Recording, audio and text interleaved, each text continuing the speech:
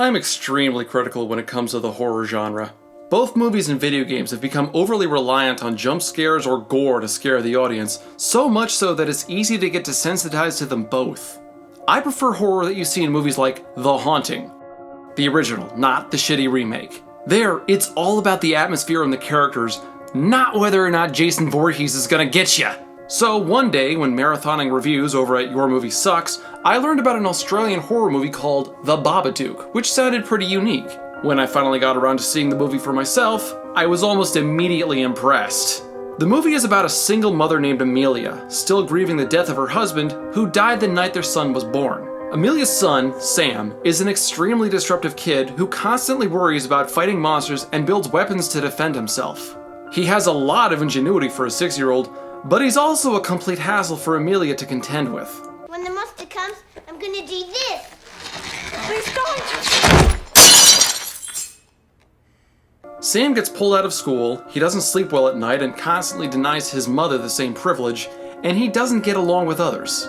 Combine this with Amelia's soul-crushing job, absent love life, and a sister who's too self-absorbed with her own comparatively perfect life, Amelia is under a considerable amount of stress. One day, Sam finds a new book on his bookshelf called Mr. Babadook, but when his mother reads it to him, she unwittingly unleashes a monster that torments them both. Something I really liked about the story was the amount of subjectivity the audience was able to supply. As the story goes on and Amelia's stress level climbs, it becomes more and more apparent that she doesn't have a very good grasp on her life. So, like The Haunting, there comes a point where you have to ask, does the monster exist, or does it only exist in Amelia's head? How much of what's going on around her is real? How much of what we see on screen is really just symbolism that the movie is employing? I found that going in with those questions in mind made for a much richer movie-going experience.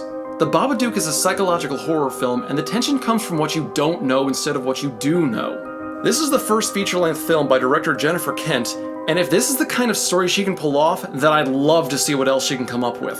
The angles, the lighting, and the mood of the film all build to an extremely tense climax. Most importantly was the sound, because in setting up the atmosphere, sound can be even more important than sight, reminding us of those little bumps in the night.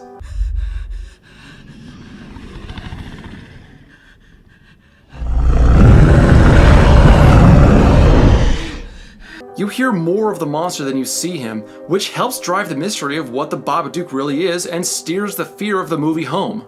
Even better, Kent has already flat out refused to do a sequel on the Babadook because it isn't that kind of story. That's the kind of attitude we need in a world loaded down with needless franchises. I'm looking at you, Paranormal Activity. Amelia is played by Essie Davis, who's also appeared in The Matrix Reloaded, Legends of the Guardians, The Owls of Ga'Hoole, and apparently has a role lined up in Season 6 of Game of Thrones. She came across as believable without going over the top. It felt like she was drawing on personal experience from her worst days as a mother to play this part. And frankly, with this heavy hand her character has to deal with, she came across as very sympathetic, and she's clearly at her breaking point. So when the Babadook tries to get Amelia to murder Sam, we can understand how she might consider it. It's never portrayed as a good thing though, so we're dealing with a level of dissonance rarely seen in movies. One type of story that you never really hear about is one of mothers who resent their children despite trying to raise them in a loving home. Since Sam was born on the night his father died, Amelia has always had this level of loathing for him. If you take that anger and combine it with Sam's behavior, the story is not just Amelia overcoming a monster in her home. She's fighting her own darker emotions. Speaking of Sam, he was played by the young Noah Wiseman.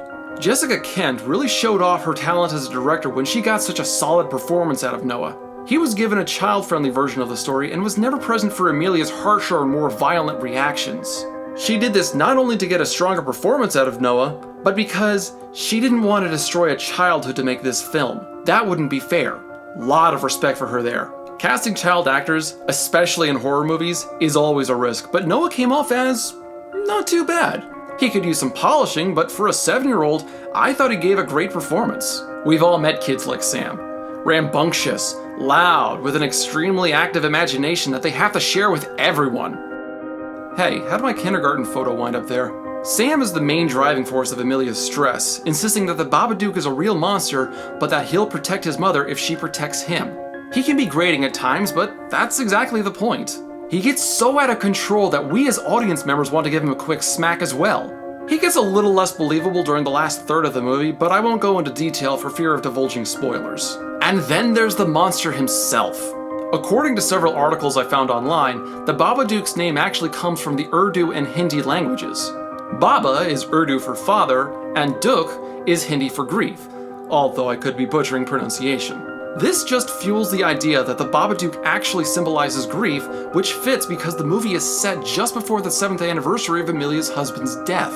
There's a lot more I could say about that, but again, spoilers. The Babadook always exists just outside of Amelia's perception, whether it be the sharp knocking on the door or the strange shadowy blob in the corner that she can't quite make out.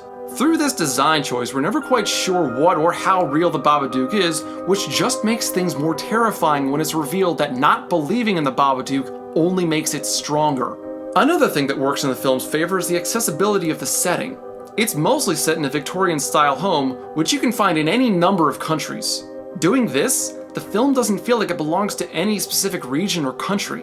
The story could happen anywhere and to anyone. That opens it up so that the audience can relate, which only makes it more horrifying. The movie was highly acclaimed when it first came out. It premiered at the Sundance Festival in January 2014. After that, it was only shown in very limited release, with 13 theaters in Australia playing it, and only 3 in America, as well as locations in other countries.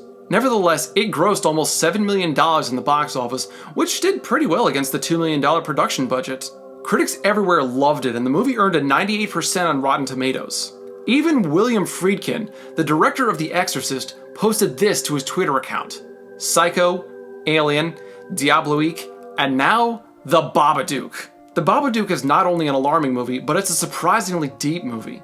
Strong metaphors wind themselves throughout the runtime, and the ending is somewhat open to interpretation. This is a movie that won't just put you on edge, but will also provide great discussions with others who've seen it. Watch it and experience the terror for yourself. Just make sure you can get some sleep afterwards.